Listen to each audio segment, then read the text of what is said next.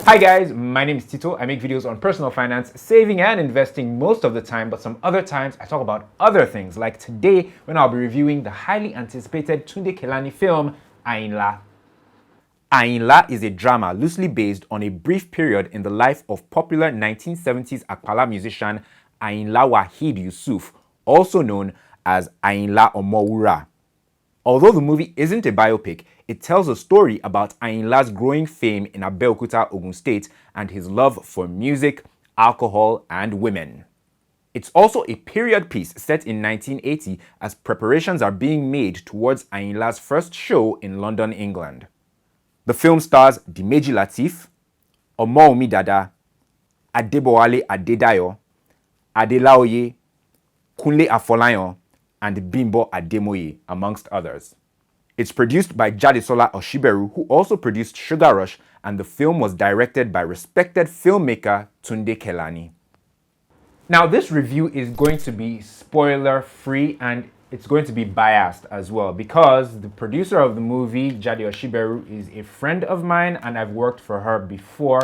I was a crew member in her 2016 film, Isoken, the movie. Fantastic film. So she's a friend of mine, and also Laoye, who is one of the stars of Ayinla, is also a friend of mine. So hence, this will be a biased review, but it will be spoiler-free.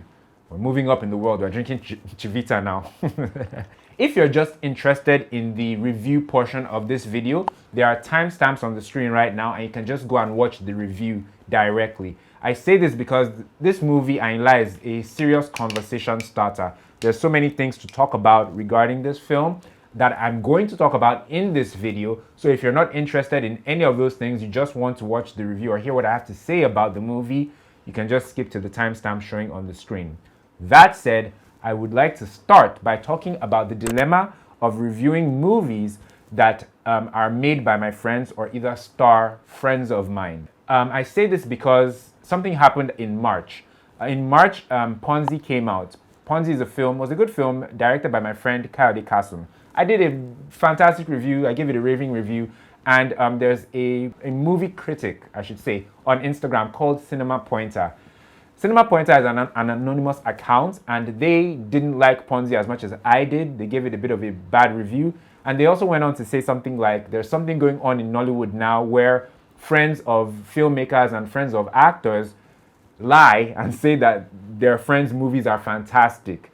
Now, I felt like that was a bit of shade thrown in my direction. I kind of took it personal, and I saw the need to do a reaction video, even though Cinema Pointer wasn't directly talking to me or may not have been directly talking to me, but I think they saw my review and they based that statement on what I said in my review. So anyway, I did a reply. I filmed a video talking about the dilemma of reviewing films made by friends or films that have my friends in them and explaining how I tackle that conundrum. I never released the video, but I will.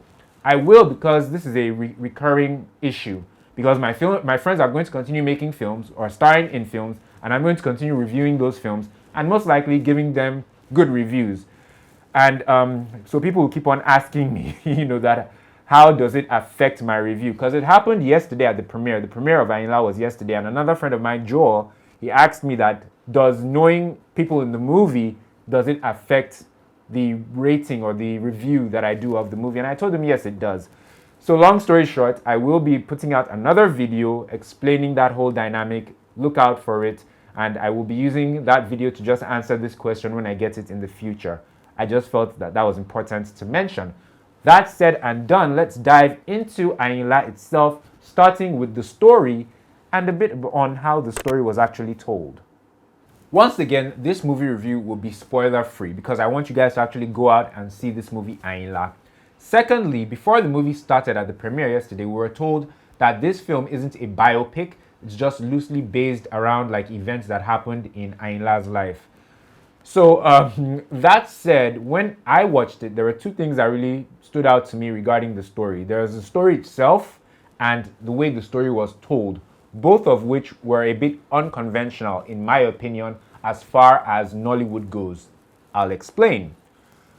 Biopics or films that are like loosely based on icons of history are not entirely strange to us. I mean, we've seen Ray, the film about Ray Charles. We've seen Get On Up, the film about James Brown. Years ago in the 90s, there was What's Love Got to Do With It, the film about Tina Turner. Recently, there was Bohemian Rhapsody, the film about Freddie Mercury and Queen. But all these films came from the West. Biopics or films loosely based on icons here in Nigeria, I can't name that many. I don't know if you can. So I feel it's a bit unconventional to our environment. Not saying it's a bad thing, it's just something that we may not actually be used to. So there's one, that was a bit of an adjustment. And then the second thing was the way the story is told. Different directors could have tackled this movie in different ways.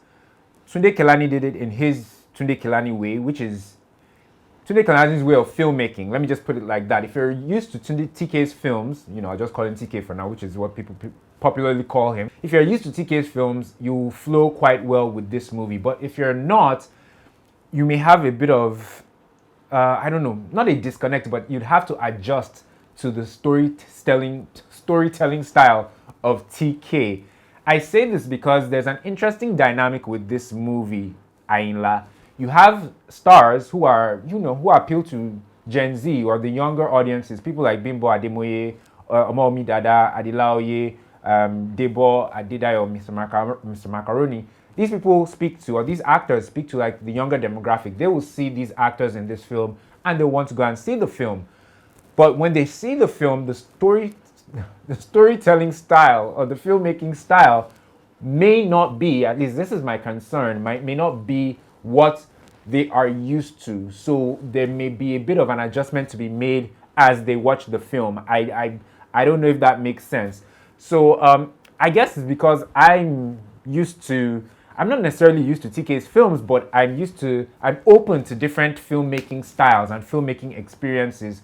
Therefore, I flowed with the story. I kind of got it and I enjoyed it. But for the average Nigerian cinema goer or audience member who may not have like a broad palette regarding the types of films that they go to the cinema to see, I feel that they may struggle a bit. And then there's also the matter of the film being predominantly in Yoruba. But to be fair, if you know anything about Tunde Kelani, that's like his signature. His movies are going to be predominantly in Yoruba. And it was just something that was on my mind when seeing the film. And I even asked my friend Shegun, whose birthday was yesterday, happy birthday once again, Shegun, if he felt like it would interfere with the movie experience. But anyway, it is what it is. TK makes his movies for a certain type of audience. He doesn't make his movies for everyone, which is fair. And I think more filmmakers need to adopt that mindset, of making films for who they're making them for and not trying to please everyone, because you can't please everyone at the end of the day. The performances. Dimeji Lateef was a fantastic leading man. I think this is the first film I'm seeing him in where he's playing the leading role. And the first time I paid attention to Dimeji Lateef properly was in 2019's Shugara. She was really funny in that film. Saw him again a couple of months ago in Breaded Life. He was hilarious in that one. And in this film, he carried the film. He was fantastic, with his performance. He was funny. He was authentic as a singer and a musician. And very few actors could have delivered this movie the way he did. Clearly one of the best performances in the entire film. After him, there was Laoye. Her performance was really good. I think lots of people were surprised by Laoye's performance in the film in terms of how important her character was. Ade played a journalist called Jade, and she was this very eager, very bright-eyed journalist looking to get a good scoop and to really do a good job. And I think Ade really pulled it off. She did a fantastic job. She had lots of screen time in the film. I was personally pleased about that. After her, there was who else? Debo, aka Mr. Macaroni. In his performance in this film, I think for me it was the best. He was really convincing as the manager, as Ayinla's manager, and he showed a range of emotions, and I appreciated that. I appreciated the transition or the transformation rather, and seeing him do something different for a change. I really enjoyed his performance. Then there was the fantastic Omowunmi Dada, talented actress. She showed up a bit later in the film, later than I thought she would, but when she showed up, it was quite an entrance, and her role, not her performance, but her role actually surprised the audience. And when you watch it, I think you'll be shocked too. She didn't play who I thought she'd play, or her character wasn't the type of character I thought she'd be in this film. I was pleasantly surprised. Omowunmi is a very, diverse actress. She really won me over last year with her performance in Oloture, and pretty much anything she's in, I will see. She was really good in this one as well. Kunle Afolayan played a promoter who was, the person trying to organize the tour or the trip for Ayinla and his band to London, UK, and he did a great job. I haven't seen that many films where Kunle Afolayan is starring in it, but he didn't direct, and this was one of them. He didn't direct this movie, but he was in it. His styling and his outfits were really cool. He did a fantastic job. And then finally, Bimbo Ademoye. Bimbo Ademoye's role in the film wasn't as grand as I thought it would be, but it was still good. She played a waitress in the local bar or pub where Ayinla and his crew go to go and relax or whatever. And she did a good job. It was refreshing to see her and Dimeji Lateef working together again. They were both in Breaded Life 2 months ago in April. And something interesting happened at the premiere last night. I'll make it real quick. First of all, the movie showed in several halls simultaneously because it was a large audience. So I think they spread us across 4 halls. Anyway, my hall was kind of full. Bimbo Ademoye comes in. There aren't that many seats, but the seat beside me was free. Long story short, Bimbo Ademoye ended up sitting right beside me. And the whole time within me, I was like, Bimbo Ademoye. But I played it cool. I know that I can be an actor in this life because I played it so cool. I didn't fret. I didn't make a fuss. I did tell her once the movie was over, though, that I loved her performance in Breaded Life and that I hope she wins all the awards when award season comes around. But yes, I think sitting next to Bimbo Ademoye, even though I didn't say anything to her, was probably a highlight of 2021 for me. She's an awesome person. She's a funny girl. She's very attractive. And yeah, that was pretty cool. Sitting next to somebody who was in the movie. Every time she was on screen, in my mind, I was like, that's you. But I didn't say that, of course. So yeah, that was a first for me, sitting next to somebody who was actually in the movie. Yes, so those are the performances, even though I veered off and, gushed about Bimbo Ademoye. But yeah, those are the performances for me and how I felt about them in this film, Ayinla. Fantastic performances all around. What I liked that this film was different. It's different from anything that you will see, in the cinemas in this period, and it's different from anything that we've seen in recent times. For the fact that, first of all, predominantly Yoruba film. Secondly, it's set in Abeokuta. Third, it's like a period piece set in the early 1980s. Those are, 3 things as well that I liked about it. That the fact that it wasn't shot in Lagos, and the fact that it's a period piece, which is very difficult. It's not easy, especially in a country like Nigeria, to make a film that is set either in the past or the future. It's really tough. And they were quite authentic with it as well. There were different elements, that typified that time in our country's, existence. Another thing I liked about it was the costuming and the wardrobe.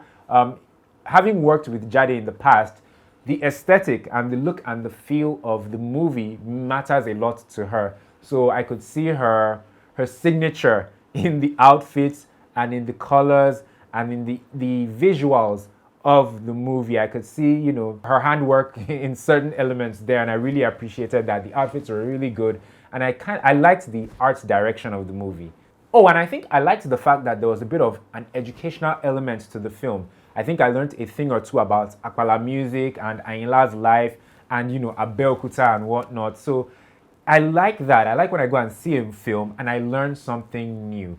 And I wish we could see more of that in Nollywood. Films that document iconic figures in our, country's history or existence. Films on, imagine a film on Oliver de Kock or Ebenezer Obey or King Sunny Ade or Wole Soyinka. It would be really nice to see. So I liked that. I like that element of the movie as well. What I didn't like. I didn't like that for the first 15 minutes of the movie, maybe 10 minutes of the movie. The first 10 minutes, I didn't really know what was going on, in the sense that I didn't know at what stage of Ayinla's life or career we were starting the movie with. Whether at that point he was an established artist or if he was still on the come up. And I wasn't just too sure of what was happening. Now, this could have been just a me thing. Maybe other people in the cinema, or maybe they understood what was going on. I was a bit lost in that moment. Sure, it got to a point, I think around the 10 or 12 minute mark, where things stabilized and picked up, and I started grasping or grabbing what was going on. But there were a good few minutes where I wasn't just sure what point we were in Ayinla's life that we're starting this movie with. Also, the extras. This is a minor issue, but I think the extras in this film, if a few of them just seemed idle in certain scenes, and I felt like they could have been used a bit better. Like I said, it's minor, and maybe it was just me looking at everything going on in the scene rather than just the main subject. But I did notice that a couple of times, but it's a minor detail.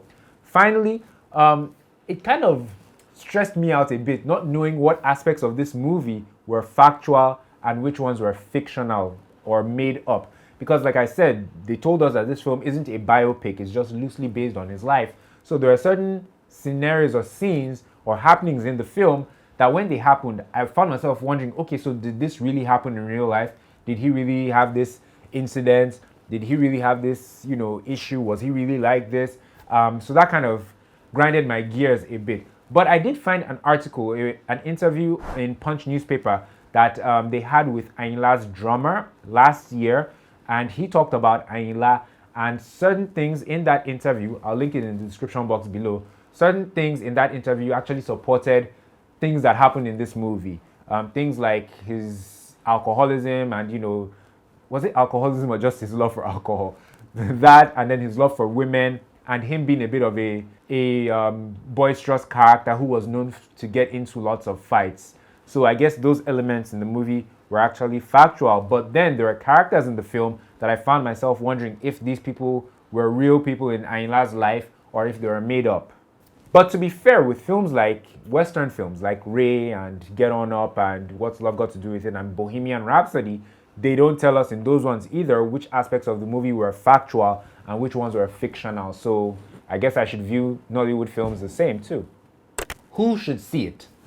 See Ayinla if you're willing to see something different in the cinemas, something that's unusual, something that's different from what we've been seeing in the cinemas lately from Nollywood.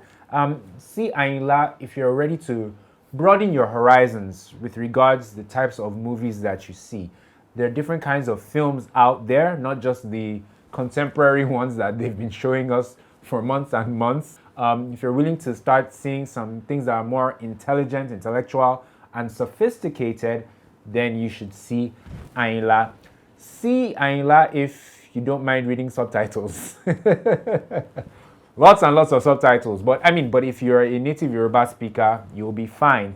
I'm curious to see how non-Yoruba speakers, how they will enjoy this film or the experience they'll get out of it. So if you're a non-Yoruba speaker and you see Ayinla, leave a comment down below and let me know what you thought about it as a non-Yoruba speaker, a non-native Yoruba speaker. And see Ayinla as well if you like the actors who are in the movie. It's a great way to support them as well.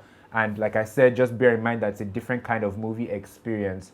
But if you fall in any of those categories, you should be fine. Also, I think, the older generation, people from like 50 and above, who were alive or who were into Ayinla's music when Ayinla rather was alive, they will particularly enjoy this film, I do believe. So if you're the kind of person who takes your parents to the movies, you may want to take them to go and see this movie, especially if they are Yoruba. And I think that when this film eventually gets on the streaming platforms at some point, the diasporans will really love this film as well, because people in diaspora really love Yoruba movies, and this one, Ayinla also has a huge following abroad, with his type of music. So I think that's two birds with one stone. So once it gets on the streaming platforms, I think this film is going to be huge. And shout out to everyone who was at the premiere yesterday. It was a star-studded event, and Jade always does it real big with her movie premieres. It was one of the better movie premieres that I've attended in recent times. They started at a decent hour. I really appreciated that. And everyone was there. So many stars, so much to eat and drink. There were prizes given to the best dressed male and best dressed female. Those were won by Aka and Osaz. Shout out to them. Shout out to Shegun, whose birthday was yesterday. Shout out to Jade, the producer, my friend. Shout out to Okpe, who was handling logistics. Shout out to Bimbo Ademoye, who I sat next to. Shout out to everyone who was there yesterday. It was a really fun night, a fun event. And I look forward to hearing everyone's feedback about Ayinla. Once you guys see it, or if you've already seen it, like I said, leave me a comment down below. Let me know what you thought about the movie. Thank you guys so much for watching. Now, be sure to check out some of my other movie reviews if you're interested in that sort of thing. Later, actually this weekend, Can't Believe the Whole 30 Yards will be out on Netflix. Be sure to check that out and to check my review of the movie. Check out some of my other reviews. Laoye, who is in Ayinla, she also has a movie coming out on Netflix as well, Finding Hobby. And aside from my movie reviews, my channel, like I always say, is more about personal finance, saving and investing, trying to help people do better with their money. So if you're interested in that sort of thing, please be sure to check out my personal finance playlist in the corner of the screen to watch some personal finance videos as well. Thank you guys so much for watching. This has been awesome. Go out and watch Ayinla in cinemas now. I will catch you guys in the next one. Oh, I forgot to mention, I am now also doing a top 10. I'm curating my top 10 movies of 2021. I'm not going to wait till the end of the year. I'm curating it now. And since Ayinla is the latest entry in that top 10, I will run down the top 10 for you guys real quick. At number 1, we have Breaded Life. At number 2, Fine Wine. Number 3, we have La Femme Ajala. Number 4 is Lockdown. And number 5 is this movie, Ayinla. So there are 5 more slots that are vacant, which I will fill throughout the course of the year, God sparing our lives. And I'm also compiling a worst movies of 2021 list as well, but I won't be sharing that list till the end of the year for health and safety reasons. Anyway, guys, thank you so much for watching. Remember to check out the video where I talk about the dilemma of reviewing films made by friends or that have my friends in them. It's not ready yet, but I would strive to make sure that that video is ready after this video is ready, so that it will be in the description box below, or maybe even in the card in the corner of the screen. Be sure to check out some other reviews or some personal finance videos as well. I strongly encourage it. Thank you guys so much for watching. I am so tired. I don't know if you can tell by my voice or by my expression, but yeah, it's a wrap on this review. Thanks guys. I'll catch you in the next one. Take care.